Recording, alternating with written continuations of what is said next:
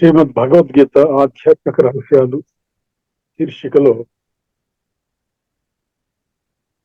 శ్రీ త్రినాథ్ గారు ధారావాహిక ప్రసంగాలు చేస్తున్నారు. ఈ రోజున శ్రీ త్రినాథ్ గారు 39వ ప్రసంగం చేస్తున్నారు. శ్రీ త్రినాథ్ గారికి స్వాగతం.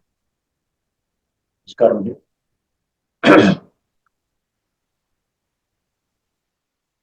అందరికీ కూడా నమస్కారం. శ్రీమద్ భగవద్గీత ఆధ్యాత్మిక రహస్యాలు ఈ కార్యక్రమం ఉద్దేశం పదే పదే చెప్తున్నాను. భగవంతుడి యొక్క సత్యమైన సందేశం మానవాళికి చేర్చడం.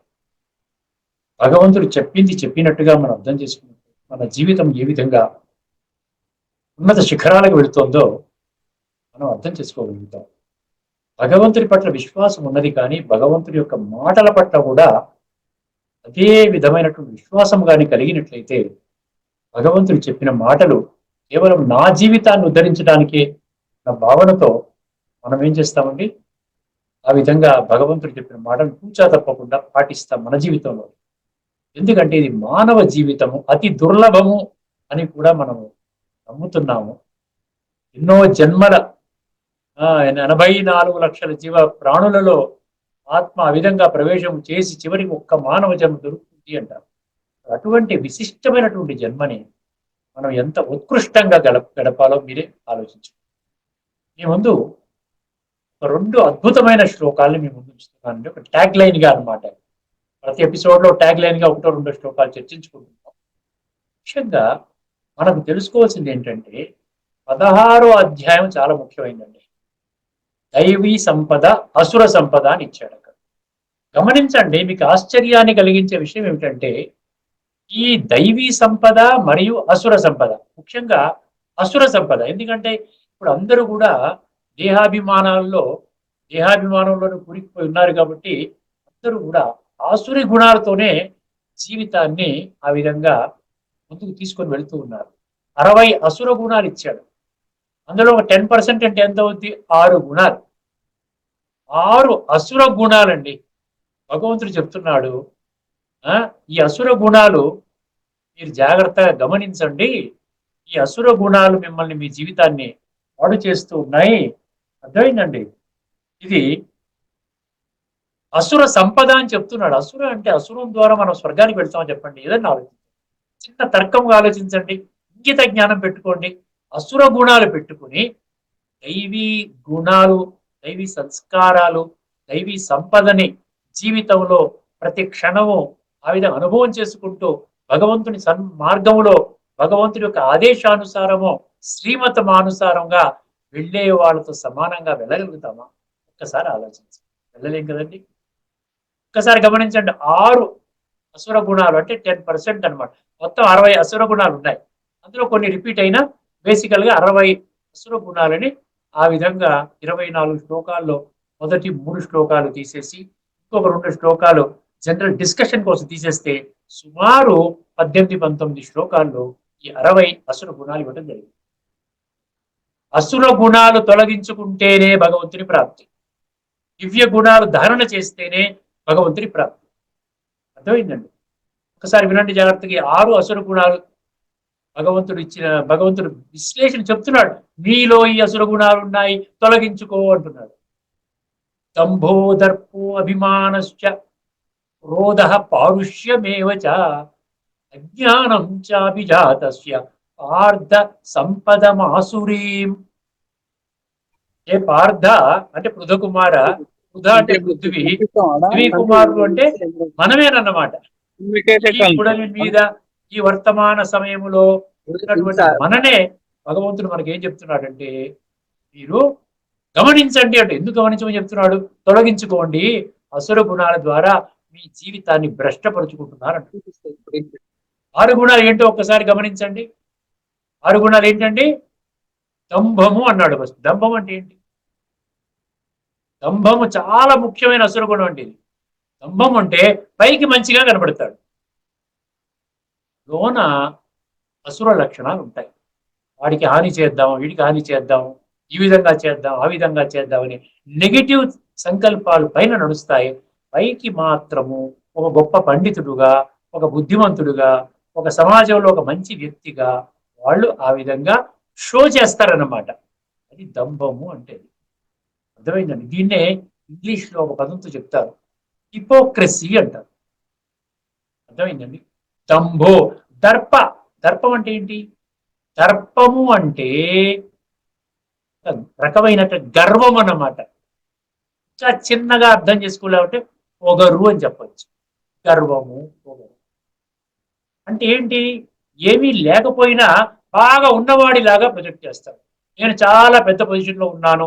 అదే ఉన్నవాడైనా పర్వాలేదండి, ప్రొజెక్ట్ చేయాల్సిన అవసరం లేదు. నేను చాలా పెద్ద పొజిషన్ లో ఉన్నాను, నా పెద్ద వర్ణము, పెద్ద కులము, బాగా డబ్బున్న వాడిని, ఈ విధంగా ప్రొజెక్ట్ చేసి దాని నుండే జీవితం బ్రతకడం అనమాట. కానీ దర్పము అంటారు. ఎందుకు అది అసలు గుణం అయింది? ఉన్నదే చెప్పుకుంటున్నాడు కదా. ఉన్నత వర్ణంలో పుట్టాడు చెప్పుకుంటున్నాడు, ఉన్నత కులంలో పుట్టాడు చెప్పుకుంటున్నాడు, ఉన్నత ఆ, పదవిలో ఉన్నాడు, డబ్బు సంపాదించుకుంటున్నాడు, పెద్ద పెద్ద బంగాళాలు కట్టుకున్నాడు, కార్లు మిద్దెలు మేడలు కట్టుకున్నాడు, ఫ్యాక్టరీలు ఇవన్నీ ఉన్నాయి, మంచిదే కదా అని మీరు అనుకోవచ్చు. ఇక్కడ ఎందుకు చెప్తున్నాడు అంటే ఇవన్నీ కూడా ఒక జన్మకి మాత్రమే పనికొస్తాయి. ఒంటిలో ప్రాణం ఉన్నంత వరకే నీ కూడా ఉంటాయిరా నాయన. తర్వాత ఇది ఏమాత్రము నీ భావి జీవితాన్ని శాసించే విధంగా పనికిరాదు అంటున్నాడు. దంభో దర్ప అభిమానశ్చ. అభిమానము కూడా దీంతో ఈ దర్పముతోనే కలుస్తూ ఉంటుంది అన్నమాట. అభిమానం అంటే ఏంటి? దేహ అభిమానము, అహంకారము అని చెప్పచ్చు అన్నమాట. అర్థమైందండి. అంటే ఏమిటంటే నెగిటివ్ థాట్స్ తోనే మనసంతా ఆ విధంగా ఉంటుందన్నమాట. ఎవరైనా నమస్కారం, ఓకే సరే నమస్కారం అంటే నమస్కారం అంటే కూడా ఈయన నవ్వుతూ పలకరించడం ఏంటయ్యా, ప్రతి నమస్కారం చేయడం ఏంటయ్యా భావన కలుగుతుంది. అంటే చాలా బిజీ బిజీ లైఫ్ లో గడుపుతూ హైలీ బాడీ కాన్షియస్నెస్ లో జీవించే వాళ్ళందరూ కూడా అసలు ఆత్మ జ్ఞానము లేదు, ఆత్మ ఉనికి తెలియదు, ఆత్మ అనుభవం లేదు. ఆత్మ అంటే కంట్రోలర్, కంట్రోలర్ మర్చిపోయాడు. బంట్రోతుతోనే జీవితాన్ని గడుపుతుంది. దంభోదర్పు అభిమానశ్చ క్రోధ. ఈరోజు కోపం చేయని వాళ్ళు ఎవరున్నారండి? అంటాం కదా. భగవంతుడు ఏమంటున్నాడు? కోపము ఎన్నో సత్యయుగంలో తీసుకుని వెళ్ళదు. అంటే కొన్ని కొన్ని అనర్థాలు మీకు చెప్పామనుకోండి, భగవంతుడు ఎందుకు చెప్తున్నాడు? నీవు స్వర్గములోకి రావు నాయనా. కామము, క్రోధము ఈ రెండు నరకానికి ద్వారాలు. ఈ రెండు కూడా నీకు రజోగుణ స్టేజ్ వరకు తీసుకుని వెళ్తాయి, కానీ సాత్వికంగా ముందుకు తీసుకుని వెళ్ళదు.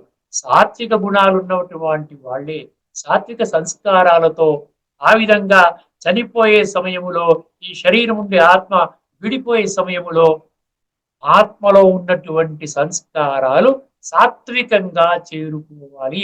అప్పుడే నీవు సత్యయుగము కానీ త్రేతాయుగము కానీ ఈ రెండు యుగాలని స్వర్గము అంటారు. దానిలో నీవు జన్మలు తీసుకోవడానికి ఒక అర్హత నీవు పొందుతావు. ఈ శ్లోకం ఏనండి 3వ అధ్యాయంలో ఉంటుంది. కామయేష క్రోధయేష రజోగుణ సముద్భవ అనేసాడు కదా. రజోగుణం వరకు వెళ్తావు అంతే.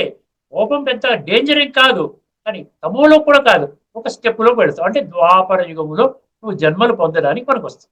పర్వాలేదు అనుకుంటే పర్వాలేదు. అర్థమైందండి. కామయేష క్రోధయేష రజోగుణ సముద్భవ 3వ అధ్యాయం 37. అర్థం చేసుకోండి. ఇప్పుడు దంభోదర్ప అభిమానశ్చ క్రోధ ఎందుకు మన దృష్టికి తీసుకొస్తున్నాడు? నాయనా నీవు నా బిడ్డవి, నేను నీ తండ్రిని. తండ్రి ఎప్పుడు బిడ్డ యొక్క శ్రేయస్సుని కోరుకుంటాడు కదా. నీవు సత్యయుగంలో రావాలి, శ్రేష్టమైన జన్మ తీసుకోవాలి. ఆ విధంగా స్వర్గంలో రాకుండా ఏమిటయ్యా కేవలం ఈ ఆఖరి జన్మలో కేవలం వండుకోవడం, తినడం, కాస్త పేరు ప్రతిష్ట సంపాదించుకోవడం, ఆ డబ్బు సంపాదించుకోవడం, ఈ విధంగా ఇంటి నిండా రకరకాల సుఖ సాధనాలు ఏర్పాటు చేసుకోవడం, దీనికోసమే జీవితం అంకితం చేస్తావా? ఈ మధ్యలో ఎవరైనా అడ్డు తగిలేరంటే ఏం చేస్తావు? కోపం చూపిస్తావు, అని అంటావు. అందుకని దంభోదర్ప అభిమానశ్చ క్రోధ. 4వది పారుష్యమేవచ అన్నాడు. పారుష్య అంటే ఏంటి? పరుష మాట. చాలా మంది తిడుతుంటారు కదా, అనకూడదు కానీ చెత్త చెత్త మాటలు నోట్లోంచి వచ్చేస్తుంటాయి. ఎంత కోపంగా ఉంటారంటే రగిలిపోతూ ఉంటారంటే పూర్తిగా మనసు నిండా వ్యర్థ ఆలోచనలు, నకారాత్మక ఆలోచనలు ఇవన్నీ పెట్టుకొని అసలు సకారాత్మకంగా ఒక మంచి ఆలోచన అది ఎంత పర్సెంటేజ్ తగ్గిపోతే చెత్త మాటలు వస్తాయి. పౌరుష్యమేవచ. తర్వాత ఆఖరిది అజ్ఞానం అన్నారు. అజ్ఞానం అంటే దేహభ్రాంతి. జ్ఞానం అంటే నేను ఆత్మ, ఇది నా శరీరం. అజ్ఞానం అంటే నేను దేహం. 24/7 365 డేస్ జీవిత కాలం చనిపోయినంత వరకు నేను దేహం, నేను దేహం, నేను. చనిపోయిన తర్వాత వాళ్ళ బంధువులు మిత్రులు మాత్రం ఆత్మకి శాంతి కలుగుగాక అంటారు. ఎందుకంటే ఆత్మ వెళ్ళిపోయిందిగా. దంభోదర్పభిమానశ్చ క్రోధ పారుష్యమేవ చ జ్ఞానం చాభిజాతస్య ఆర్ధ సంపదమాసురి. ఎందుకు భగవంతుడు మీ దృష్టికి ఈ శ్లోకాలు తీసుకొస్తున్నాడంటే, ఏ నా బిడ్డల్లారా దయచేసి చెక్ చేసుకోండి. ఒకవేళ మీలోని గాని ఈ 6 అవగుణాలు లేక అసురి గుణాలు, భగవంతుడు ఆసురి గుణాలు అనేసాడు చూసారా. రాక్షసుల గుణాలు అనేసాడు. అసురులు అంటే రాక్షసులు కదా. దేవతలు అంటే దేవతలు, రాక్షసులు. ఈ అసుర గుణాలను మీరు తొలగించుకుంటారని మీ దృష్టికి, అంటే ఇప్పుడు చూసారా, ఎగ్జామ్కి వెళ్తాం, ఐఐటి ఎగ్జామ్కి వెళ్తాం. ఐఐటి ఎగ్జామ్కి వెళ్లే ముందు ఏమవుతుంది, మనకు ఒక 160 క్వశ్చన్లు బిట్ క్వశ్చన్లు ఇస్తాడు, దాన్ని రాయమంటాడు, ఒక గంట టైం ఇస్తాడు, తర్వాత బెల్ కొడతాడు, లాగేసుకుంటాడు. అదే 160 బిట్ క్వశ్చన్ మీకు ముందే తెలిసిపోయి అనుకోండి, మీకు తెలిసిపోయి అనుకోండి, క్వశ్చన్లు ఆన్సర్లు తెలిసిపోయి అనుకోండి, హ్యాపీగా ఉంటుందండి. టకటకటకట వెళ్తాడు, రాసేసుకుంటాడు. అందుకనే భగవంతుడు ఈ సుప్రీం ఫైనల్ పేపర్ ఏదైతే ఉందో, ఈ శరీరము త్యాగం చేసిన తర్వాత, శరీరం విడిచిపెట్టే సమయంలో తర్వాత మనం వెళ్ళేటువంటి ఆ ప్రయాణం సక్రమంగా ఉండాలా, అక్రమంగా ఉండాలా, భ్రష్టు పట్టిన విధంగా ఉండాలా, దానికోసం అక్రమం నుండి సక్రమంగా చేయడానికి మనకి పేపర్ లీక్ చేస్తుంది. పేపర్ లీక్ చేసేస్తున్నాడు భగవంతుడు. ఇగో ఈ 6 దివ్య అవగుణాలు పెట్టుకున్నావా, నీవు స్వర్గములోకి రావు, నీ ఇష్టం. తర్వాత ఏ భగవంతుడా అని నువ్వు ప్రార్థించినా లాభం లేదు. ఎందుకంటే నేనే భగవంతుడిని, నేనే చెప్తున్నాను, నువ్వు నా బిడ్డవి, నేను నీ తండ్రిని, నువ్వు వినకపోతే నీ కర్మ అంటుంది. అందుకనే తర్వాత శ్లోకం చాలా బాగుంటుందండి. ఇది 16వ అధ్యాయం. ఇంతకుముందు చెప్పింది ఏంటి, 16వ అధ్యాయంలోని 4వ శ్లోకం. మొదటి 3 శ్లోకాలు మీరు చదువుకొని తర్వాత ఎప్పుడన్నా ఒక ఎపిసోడ్లో 26 దివ్య గుణాన్ని ఎక్స్ప్లెయిన్ చేస్తాను. 26 దివ్య గుణాలు, దైవీ సంపద అంటాడు. ఇప్పుడు 4వ దాంట్లో 16వ అధ్యాయంలో 4వ శ్లోకం ఏమన్నాడు, దంభోదర్ప అభిమానస్య క్రోధ పారుష్యమేవ చ అజ్ఞానం చ అభిజాతస్య. అభిజాతస్య అంటే ఏంటి, పుట్టడం. ఆర్ధ సంపద ఆసురి అంటే ఆసురీ సంపదతో పుట్టిన వాళ్ళ లక్షణాలు. తర్వాత దైవీ సంపద ఏ విధంగా మనం ముందుకు తీసుకుని వెళ్తోంది, ఆసురీ సంపద ఏ విధంగా మనని పతనానికి తీసుకుని వెళ్తోంది, అది 16వ అధ్యాయంలోని 5వ శ్లోకం గమనించండి. ఎందుకంటే జస్ట్ ఫర్ ఎ చేంజ్ అనమాట. చాలా క్విక్ గా ట్రాన్స్ఫార్మ్ అవ్వాలండి. ఎన్నో సంవత్సరాలు అయిపోయింది ఇప్పటికి, ఇంకో కొద్ది సంవత్సరాల్లో టూ లేట్ బోర్డు పెట్టేస్తారు. తర్వాత మీరు ఏమి చేసినా ఏమి చేయలేరు. అప్పటికి ఇంకా శరీరం కూడా ఇంకా పాతపడిపోతుంది, ఇంకా ముసలిదైపోతుంది. ఈ యొక్క ఏవైతే ఆర్గన్స్ అన్ని బాగా వీక్ అయిపోతాయి. ఇంకా రేపో మాపో శరీరం విడిచిపెడతానన్న సమయంలో మీరు ఏమి చేయలేరు. ఇప్పుడే మనసు బుద్ధి చాలా గట్టిగా ఉన్నప్పుడు, శరీరం కొద్ది గొప్ప సహకరించినప్పుడు ఈ జీవితాన్ని ముందుకు తీసుకుని వెళ్ళడానికి ఒక సువర్ణ అవకాశంగా భగవంతుడు చెప్తున్నాడు. ఇప్పుడు 16వ అధ్యాయంలోని 5వ శ్లోకం చూడండి, దైవీ సంపద్ విమోక్షాయ. ఏమండి, దైవీ సంపద్ విమోక్షాయ నిబంధాయ సురీమత. దైవీ సంపద విమోక్షాయ అంటున్నాడు, నిబంధాయ ఆసురీమత.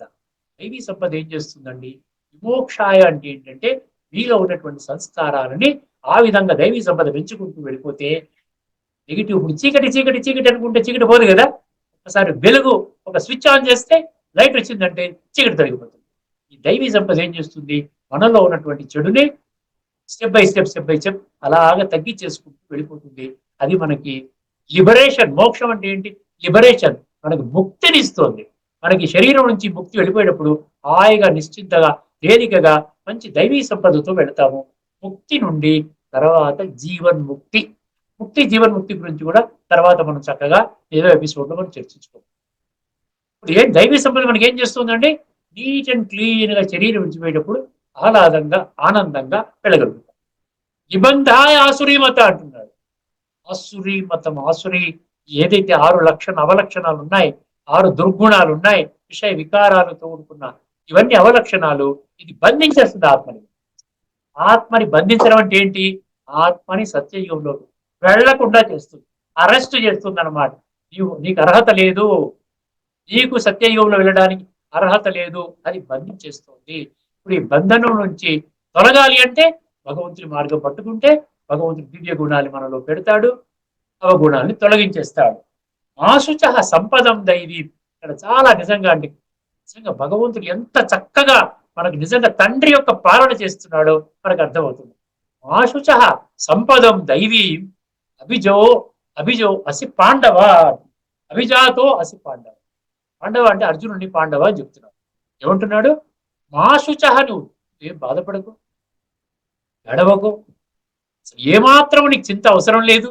మాశుచ, ఏమంటే మాశుచ సంపదం దైవీ అభిజాతో అసి పాండవ. నీకు దైవీ సంపదతో పుట్టించాను రా నాయనా, అసుర సంపదతో నేను పుట్టించలే. అసుర సంపద నువ్వు తెచ్చుకున్నావు, అసుర సంపద లేయర్స్ కింద పడిపోయింది. ఒరిజినల్ గా నువ్వు ఆత్మిక స్థితిలోకి వచ్చినట్లయితే నువ్వు ఈ 26 దివ్య గుణాల యొక్క వెలుగులో ఉంటావు. తర్వాత బాడీ కాన్షియస్నెస్ లోకి వచ్చి ద్వాపర యుగం నుండి సత్యత్రేతాయుగాల బ్రహ్మాండంగా ఉన్నావు.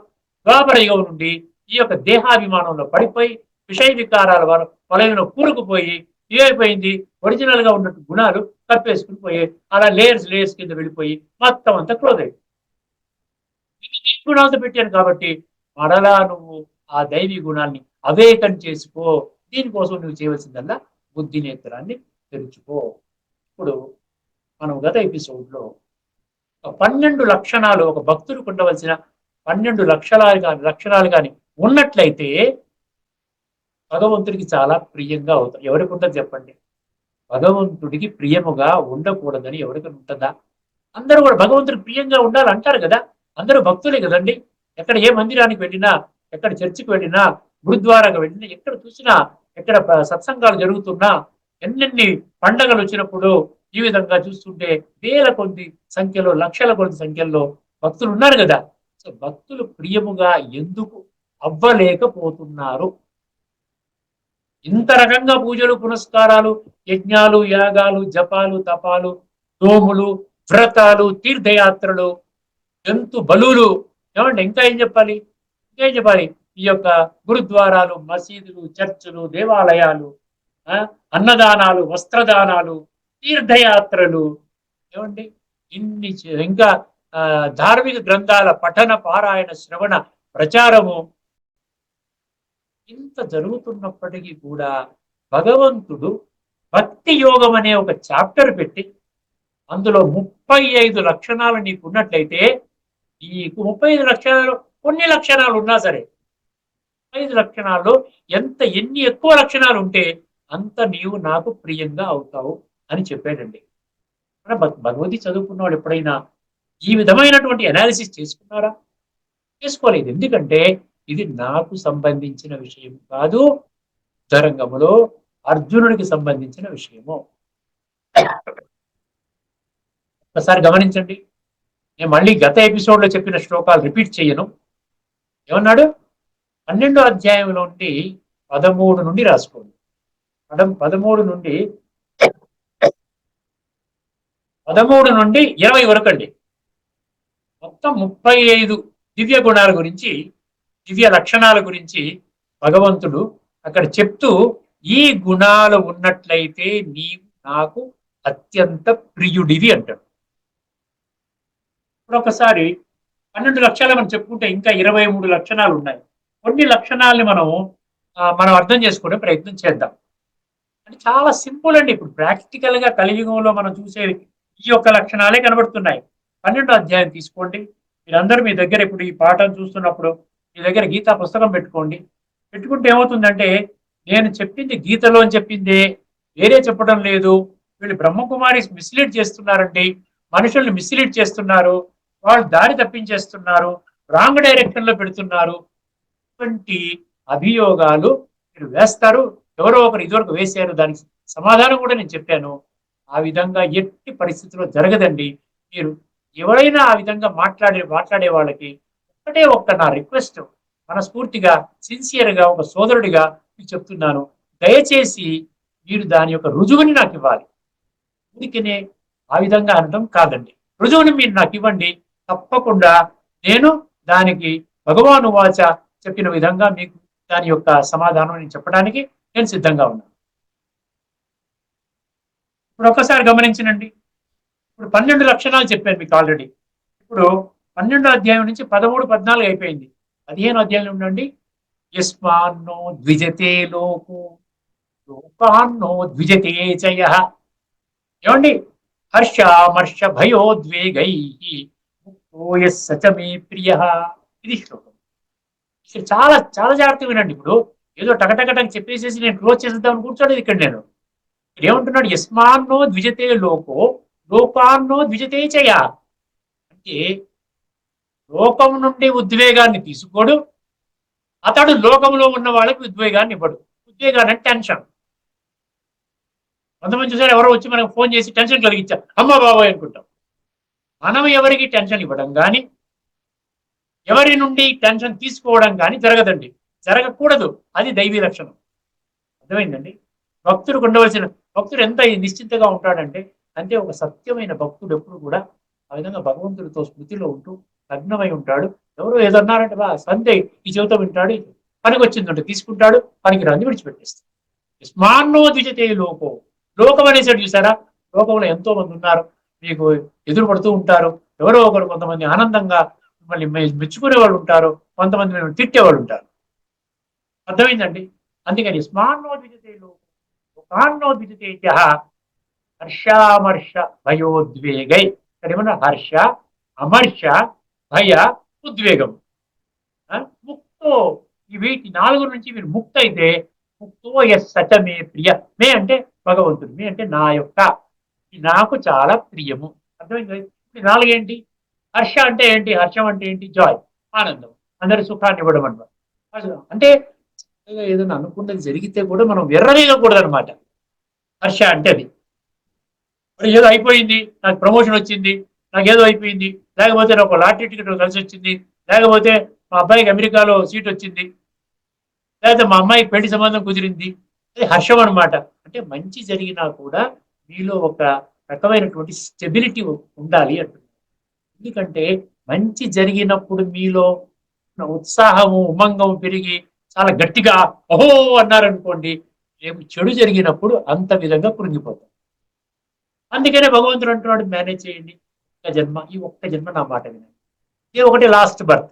బహునా జన్మనాం అంతే. దీన్ని తీవ్రంగా తీసుకోవచ్చు, దీన్ని తేలికగా తీసుకోవచ్చు, అంతా మీ ఇష్టమే. ఎందుకంటే చివరికి దీన్ని తీవ్రమైన విషయముగా కొద్ది మంది మాత్రం తీసుకుంటారు. ఆ విధంగా కొన్ని లక్షల మంది ఇప్పటికే తీసుకున్నారు. కాబట్టి మీరు కూడా తీసుకోవడానికి భగవంతుడు ఒక అవకాశాన్ని ఇస్తున్నారు. స్మాన్నో ద్విజతే లోకో లోకాన్నో ద్విజతే హర్షామర్ష భయోద్వేగై. హర్ష అంటే మంచి జరిగినప్పుడు చాలా ఆనందంగా ఉండడం. అమర్ష అసూయ. అమర్ష అంటే ఈర్ష్య, అసూయ. అర్థమైందండి? సో ఈ విధంగా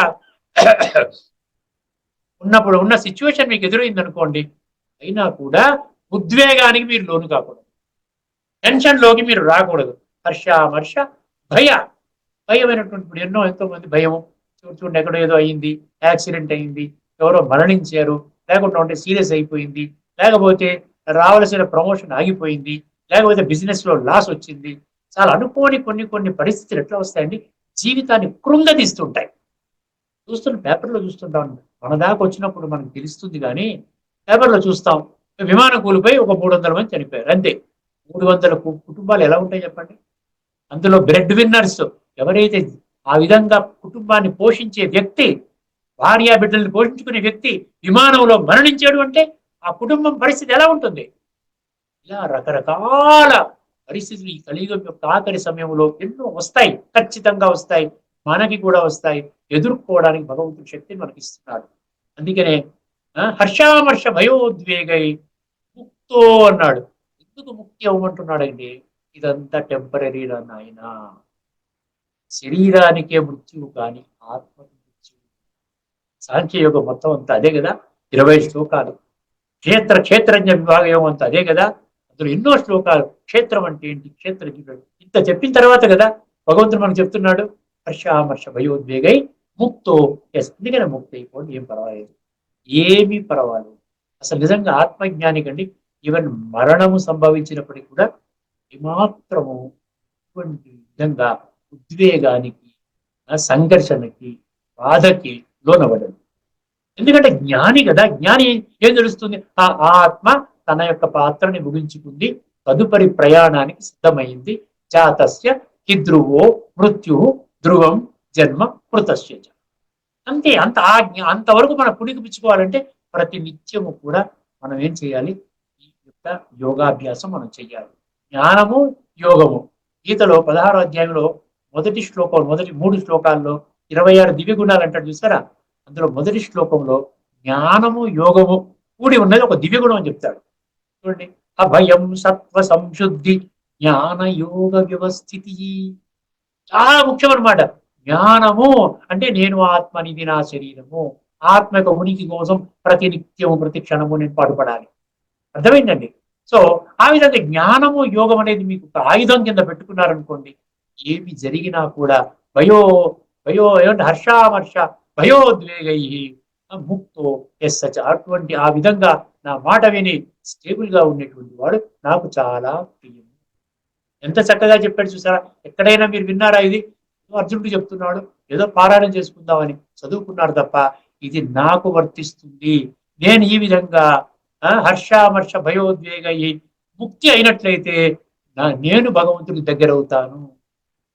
అదేవిధంగా నేను ఎవరికి ఉద్వేగాన్ని కలిగించను, ఎవరు ఉద్వేగాన్ని ఇచ్చినా నేను స్వీకరించను. యస్మాన్నో ద్విజతే లోకో లోకాన్నో ద్విజతే చ యహ. యహ అంటే ఎవరైతే, ఎక్కడైతే యో అని వచ్చినా యహ అని వచ్చినా ఎవరైతే అంటే 850 కోట్ల మందిలో ఎవరైతే నేను చెప్పిన మాట విని ఆత్మ ఉనికిని కనిపెట్టి, పరమాత్మ ఉనికిని కనిపెట్టి, పరమాత్మతో యోగం చేసుకుని, పరమాత్మ నుండి శక్తులు గుణాలు తీసుకుంటూ హాయిగా నిశ్చింతగా అందరికీ ఆనందాన్నే ఇస్తారు, అందరికీ శాంతినే ఇస్తారు, అందరికీ ఉత్సాహాన్ని ఇస్తారు, అందరికీ బలాన్ని ఇస్తారు, అందరికీ శక్తినే ఇస్తారు.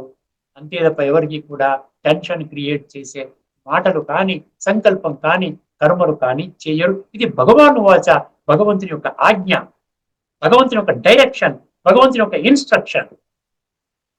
అటువంటి వాళ్ళు ప్రియమైన వాళ్ళు. తర్వాత ఇంకొక శ్లోకం చెప్పుకుంటే మనకు టైం ఉందనుకుంటాను. ఇంకొక శ్లోకం చెప్పేసి ఎపిసోడ్ ముగించుకుందాం. తర్వాత మళ్ళీ తదుపరి కొన్ని శ్లోకాలు మీకు చెప్తాను. అనపేక్ష శుచిర్దక్ష. ఇది ఏంటంటే 12వ అధ్యాయంలో నేను వరుసగా చెప్తున్నానండి.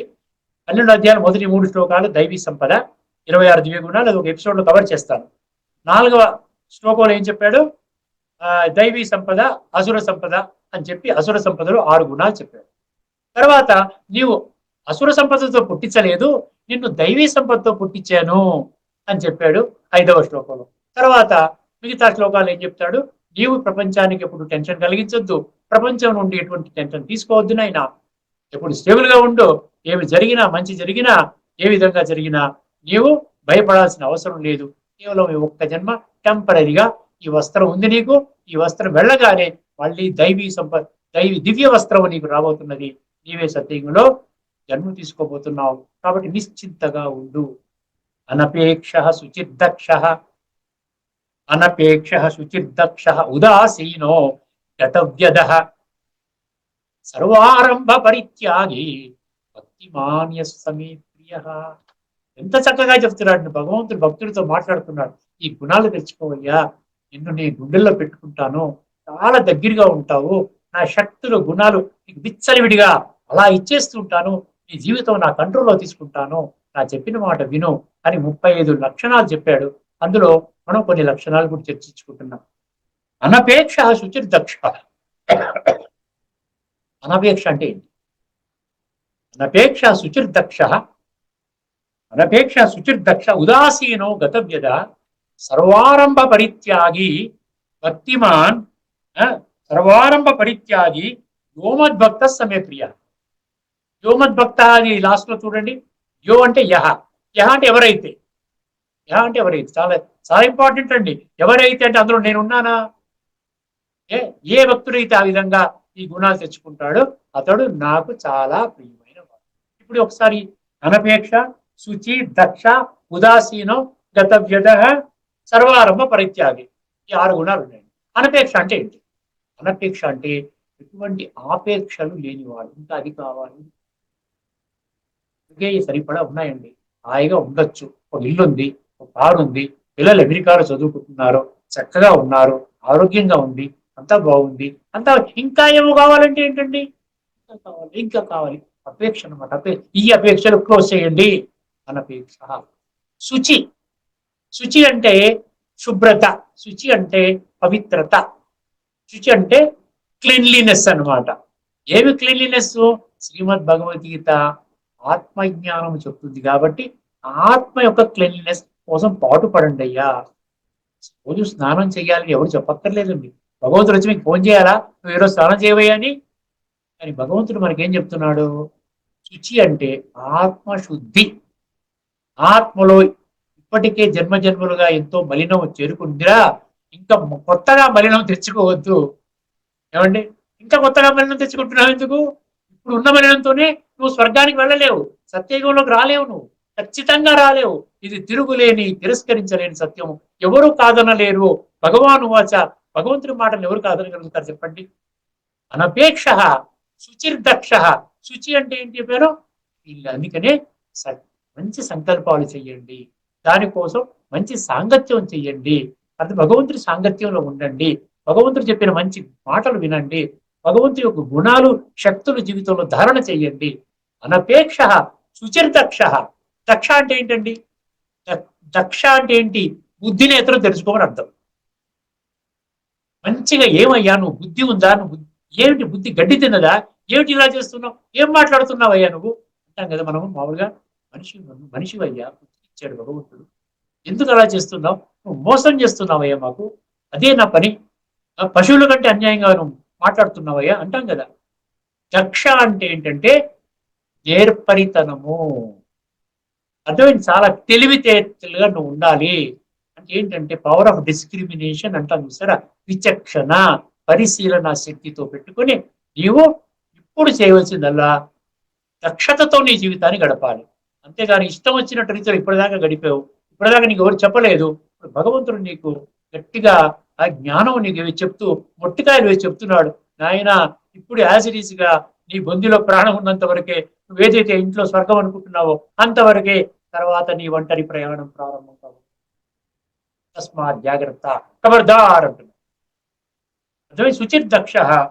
అనపేక్ష శుచిర్దక్ష. ఉదాసీనో గతవ్యద. ఉదాసీనో అంటే ఇండిఫరెంట్ అంటారు ఇంగ్లీష్లో. సాక్షి దృష్ట అంటారు ఆధ్యాత్మికంగా. అంటే ప్రతి దాంట్లో మనం కల్పించుకోకూడదు. ఏదైనా జరుగుతూ ఇద్దరు మాట్లాడుకుంటున్నారంటే ఏమిటయ్యా మాట్లాడుకుంటున్నారు చెప్పండి. ఇప్పటికే మనకి సమయం లేదు. భగవంతుడి సృష్టి మీద అవతరించి 89 సంవత్సరాలు అవుతుంది. అర్థమైందండి? ఇంకా కొద్ది సంవత్సరాల్లో ఇప్పుడు ఏమవుతుందో తెలియదు. అంతిమ క్షణము నేను చెప్పనంటున్నాడు. అచానక్ అంటాడు హిందీలో. అచానక్ ఉన్న పడంగా. ఇంత సమయం చాలా క్రిటికల్ సమయము. ఈ యొక్క కాలచక్రంలో ఆఖరి జన్మ, ఆఖరి శ్వాసలో ఉన్నది. అందుకనే ధర్మం పూర్తిగా కుళ్ళిపోయింది. అధర్మం హిమాలయ పర్వతానికి వెళ్ళిపోయింది. ఆ విధంగా ఉన్నటువంటి సమయంలో భగవంతుడు అని పేపర్ లీక్ చేస్తున్నాడు. ఇప్పుడు సమయాన్ని నువ్వు పట్టించుకో, ఇది సంక్లిష్ట సమయము. ఇప్పుడు పోయిన మళ్ళీ రాదు నీకు. ఒక క్షణం పోయింది అంటే మళ్ళీ ఒక క్షణము నీ యొక్క జీవితం యొక్క ఈ యొక్క వయసుకి యాడ్ అవుతుందా? నీ ఆయువు పెరుగుతుందా? పెరగదు. ఒక సంవత్సరం వ్యర్థం చేసావా? ఒక సంవత్సరం నీ జీవితము ఆత్మని చాలా శుచిగా చేసుకోవడానికి, పవిత్రంగా చేసుకోవడానికి, శుద్ధంగా చేసుకోవడానికి భగవంతుడు ఇచ్చినటువంటి ఒక చక్కటి అవకాశాన్ని నీవు పాడు చేసుకున్నావురా నాయనా, ఇంకా పాడు చేసుకోవద్దు. అందుకనే శుచిర్దక్ష. ఉదాసీనం అంటే పట్టించుకోవచ్చు. Non involvement in unnecessary affairs అండి. ఇది ఉదాసీన్ అంటే. Don't involve yourself, not necessary. అది ఏదైనా నీ ఆత్మని సంరక్షిస్తుంది, ఆత్మని శుద్ధి చేస్తుంది. ఆత్మని శుద్ధి చేసే ఏదైనా విషయాలు బయటకు వస్తున్నాయి, అటువంటి చర్చలో నువ్వు పాల్గొనవయ్యా. భగవంతుడు ఈ రోజున ప్రతిరోజు ఆత్మని ఏ విధంగా శుద్ధి చేసుకోవాలి అనేదే ఇక్కడ బ్రహ్మకుమారిస్లో ఉదయం 7 గంటల నుండి 8 గంటల వరకు క్లాస్ జరుగుతుంది. వెళ్ళండి, ఒక 4 రోజులు వినండి. వింటే అమ్మ బాబా ఇంత అద్భుతమైన క్లాస్ నా ఇంటి పక్కనే ఉండగా ఇన్ని సంవత్సరాలు ఎవరో ఏదో మాట అన్నారని చెప్పి నేను ఆ విధంగా పెడచెవిని పెట్టాను. వాళ్ళు ఏదో విధంగా అయిపోయారు, కానీ వాళ్ళ మాటలు విని నేను కూడా వాళ్ళ మార్గాన్ని పడిపోయి నలుగురికి ఈ విధంగా అక్కడికి వెళ్ళకండి అని చెప్పి నేను బోధించేనే ఎంత పాపం చేస్తున్నానో, నా పాపానికి మనం ఏదో ఎపిసోడ్ లో చర్చించుకున్నాం. అటువంటి వాళ్ళకి ఎటువంటి గతి పడుతుందో భగవంతుడు చెప్పాడు. 16 అధ్యాయంలో మనం ఒక 3 శ్లోకాలు చర్చించుకున్నాం. సర్వారంగ నెక్స్ట్ గత వ్యధ, ఉదాసీనం అయిపోయింది కదండి. గత వ్యధ, వ్యధ అంటే బాధపడకండి, నో సఫరింగ్. ఏడవడము, బాధపడటము, వాడు ఎవడో బాధపడుతుంటే మనం కూడా బాధ పంచుకోవడము, వీలైనంత వరకు ఎవరికైనా బాధపడితే శక్తినివ్వండి. అవునండి, మీరు చెప్పింది కరెక్టే, మీతో పాటు నేను కూడా బాధపడతాను. బాధపడాల్సిన అవసరం లేదండి. భగవంతుడు ఏం చెప్తున్నాడు, రాబోయేటువంటి జన్మ అద్భుతమైన జన్మ, మీరు సత్యయుగంలో శ్రేష్టమైన జన్మ తీసుకోబోతున్నారు. దానికి ఆధారం మీలో ఉన్నటువంటి సంస్కారాలు మార్చుకోండి రా నాయన. దానికోసమే రా ఇప్పుడు జీవితం అంతా మీరు ఖర్చు పెట్టవలసింది. కొద్ది జీవితమే, ఎంతవరకు శరీరం ఉంటుందో మీకు తెలియదు. భగవంతుడు ఎన్ని సంవత్సరాలని చెప్తే చెప్పిండొచ్చు కాక, నా శరీరం ఎంతవరకు ఉంటుంది? ఇప్పుడు నాకు 71 సంవత్సరాలు. నా శరీరం ఎంతవరకు ఉంటుంది? 100 సంవత్సరాలు ఉంటుందా చెప్పండి? ఇంకా 29 సంవత్సరాలు బతుకుతానా నేను? గ్యారంటీ ఉందా? ఎవరికైనా గ్యారంటీ ఉందా చెప్పండి? ఎవరికి గ్యారంటీ లేదు. ప్రతి క్షణము అంతిమ క్షణముగా ఆ విధంగా భావించమని మన బ్రహ్మకుమారిలో చాలా మంది పెద్ద పెద్ద దీదీల క్లాసెస్ లో ఏమంటారు, హర్ క్షణ్ అంతిమ క్షణ్ ఐసా సమజ్ కరికే ఆప్కో పురుషార్థ కర్నా హోగా అంటారు. ఆ విధంగా మీరు పురుషార్థము, ఆత్మ యొక్క అర్థము సమయాన్ని కేటాయించుకోవాలి. సర్వారంభ పరిత్యాగి అన్నాడండి. పెద్ద త్యాగం చేయాలంట. ఏమి త్యాగం చేయాలంట? దైహికంగా మీకు కలిగేటువంటి కోరికలు ఏవైతే ఉన్నాయో దానిని ఇంకా త్యాగం చెయ్యండి. ఇప్పటి వరకు సమకూర్చుకునే చాలు. ఎందుకంటే ఆత్మని ఉద్ధరించే కోరికలు ఉండాలి, కానీ ఇంకా ఇంకా దైహికంగా ఇంకా విస్తారంలో వెళ్ళిపోయి ఏమండి ఆ విధంగా మీరు చేసేటువంటి దానివల్ల ఉపయోగం లేదు కదా. అందుకనే ఈ విధంగా సెల్ఫిష్, స్వార్థపూరితమైనటువంటిది, ఇంకా విషయ వికారాలలో కూరుకుపోయేటువంటివి, ఇంకా మనకి ఎందుకు ఆత్మని శుద్ధి చేయడానికి వీలు లేనటువంటి ఇటువంటి కర్మలన్నీ కూడా, ఇటువంటి కోరికలు, కామనలన్నీ కూడా మీరు త్యాగం చేసేయండి. ఆరంభము చేయొద్దు, ఇంకా మొదలు పెట్టొద్దు అంటున్నారు. సర్వారంభ పరిత్యాగి యోమద్భక్త సమే ప్రియ. అర్థమైందండి? ఇప్పుడు ఏం తెలుసుకున్నాం చెప్పండి. యస్మాన్నో ద్విజతే లోకో లోకాన్నో ద్విజతే చయ. ఏం చెప్పాడు? హర్ష, అమర్ష, భయ, ఉద్వేగము, ముక్తో అయిపోయింది. ఇక్కడ 6 గుణాలు వచ్చాయి. తర్వాత ఇందులో 7 అనపేక్ష, శుచి, దక్ష, ఉదాసీనో, గత వ్యధ. ఏమండి 6 11 వచ్చాయి. ఏమండి 11. మరి ఇక్కడ సర్వారంభ పరిత్యాగి. మొత్తం 12 గుణాలు ఉన్నాయి 2 శ్లోకాల్లో. మనం 12 గుణాలు. ఈ 12 గుణాలు నిజంగా మనకు ఉన్నాయా? ఇప్పుడు ఎవరికి వాళ్ళే పరిశోధన చేసుకోవాలి. ఈ 12 గుణాలు, ఇంతకుముందు చెప్పిన 12 గుణాలు, మొత్తం 24 గుణాలు మనం చెప్పుకున్నాం. 24 గుణాల్లో నిజంగా ఎన్ని గుణాలు నేను నిజంగా జీవితంలో ఆచరిస్తున్నా? ఏమీ ఆచరించటం లేదు. అందుకనే భగవంతుడు మళ్ళీ మనందరికీ మన దృష్టికి తీసుకొని వస్తున్నాడు. ఇప్పుడు శరీరం భ్రాంతిలో మీరు ఏ పనులు చేయకండి, ఆత్మ ఉన్నతి కోసం మీరు చేసుకోండి. అప్పుడు యోమద్భక్త సమే ప్రియ. మరి తదుపరి మరొక ఎపిసోడ్ లో భగవంతుని యొక్క మిగతా లక్షణాలను కూడా మనం చక్కగా చర్చించుకుందామండి. అంతవరకు నేను సెలవు తీసుకుంటున్నాను. అందరికీ మంచి జరగాలని మనస్ఫూర్తిగా, భగవంతుని చాలా దగ్గరగా అవ్వాలని మనస్ఫూర్తిగా నేను కోరుకుంటున్నాను. భగవంతుని కూడా వేడుకుంటున్నాను. ఎవరైతే ఈ యొక్క అద్భుతమైనటువంటి యొక్క ఏమంటారు సంస్కృతి సంపద ఈ యొక్క యూట్యూబ్ ఛానల్ ద్వారా విశేషమైనటువంటి ఈ విధంగా సేవ చేస్తున్నటువంటి డాక్టర్ ప్రొఫెసర్ బిట్టు వెంకటేశ్వర గారికి మనస్ఫూర్తిగా మరొక్కసారి ధన్యవాదాలు చెప్పుకుంటూ, ఏమండి లోకా సంస్థ సుఖనభవంతు. తదుపరి ఎపిసోడ్ లో మళ్ళీ మనం కలుసుకోబోతున్నాం. ఓం శాంతి. శ్రీమద్ భగవద్గీత ఆధ్యాత్మిక రహస్యాలు శీర్షికలో ఈరోజు భగవంతుని తాత్విక రహస్యాలని విశ్లేషణాత్మకంగా వివరించిన శ్రీ త్రినాథ్ గారికి ధన్యవాదాలు.